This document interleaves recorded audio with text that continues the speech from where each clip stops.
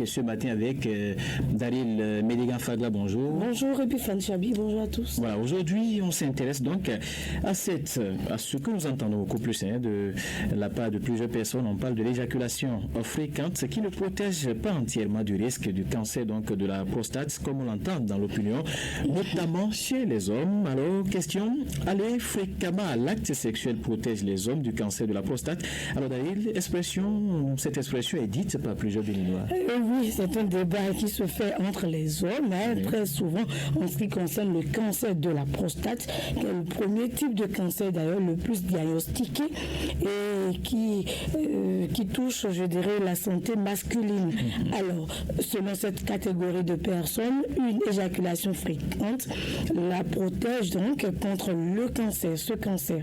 Et selon ces hommes, ils doivent aller à l'acte sexuel fréquemment pour ne pas attraper cette infection et demandent parfois à leur épouse de ne pas trop les contrôler sous prétexte qu'ils vont libérer le sperme accumulé au niveau donc de leurs testicules. En quelque sorte, on entend ces expressions-là dans l'opinion. Et puis Fanny Chapi. Alors, de vos travaux d'investigation, vous avez rencontré des spécialistes de la santé et qu'est-ce qui ressort? Il faut premièrement dire qu'il y a un lien entre les rapports sexuels et le cancer de la prostate. Alors, la spermidine, c'est une substance qu'on retrouve dans le sperme de l'homme. Alors, je parle sous le contrôle donc de l'urologue professeur Isidore Gandaro. Selon les études, l'homme qui élimine fréquemment cette substance ou qui éjacule régulièrement a moins de risques d'attraper le cancer de la prostate. Et ça aura un effet protecteur. Ça ne veut pas dire concrètement que lorsque vous éjaculez 5 jours sur 7, vous êtes épargné d'office de ce cancer. Non. Ça aura juste un effet protecteur et vous avez moins de chances donc de développer le cancer de la prostate. Il faut que ça soit clair désormais. Nous allons suivre donc les propos du professeur Isidore Gandaro, urologue au CHU de Borgou, pour vous en convaincre.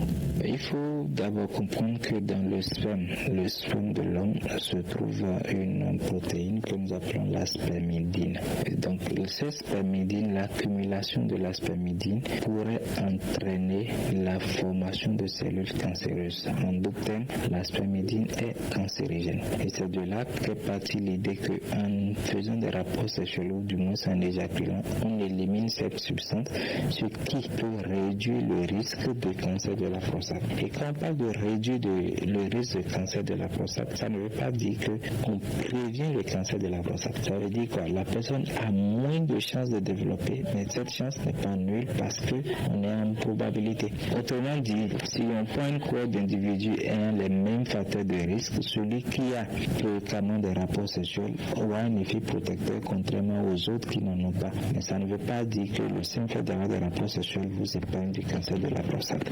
Le deuxième aspect à développer, c'est que le cancer de la prostate n'est pas la seule pathologie prostatique.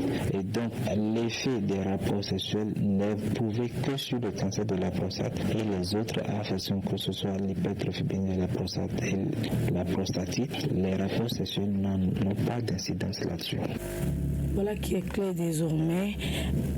Faites avoir de rapports sexuels régulièrement, fréquemment, a juste un effet protecteur. Il faudrait que ça soit clair désormais.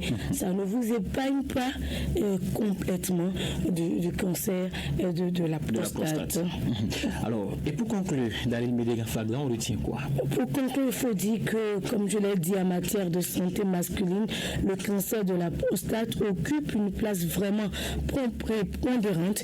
Il s'agit donc du premier type de cancer le plus diagnostiqué chez les hommes dans le monde, suivi de près par le cancer du poumon. Parce que la prostate, il faut le dire, est un organe reproducteur dont la fonction principale est d'aider à produire du sperme et le liquide qui transporte les spermatozoïdes dans l'éjaculation. Donc, les chercheurs s'interrogent depuis longtemps sur l'effet des facteurs sexuels sur le risque de cancer de la prostate. Alors, il est intéressant de noter qu'il existe des preuves à l'appui de cette idée publié, comme vous l'avez suivi d'ailleurs tout à l'heure, une étude récente portant sur toutes les recherches médicales pertinentes menées au cours des 33 dernières années a montré que 7 études sur 11 ont révélé un effet bénéfique de la fréquence.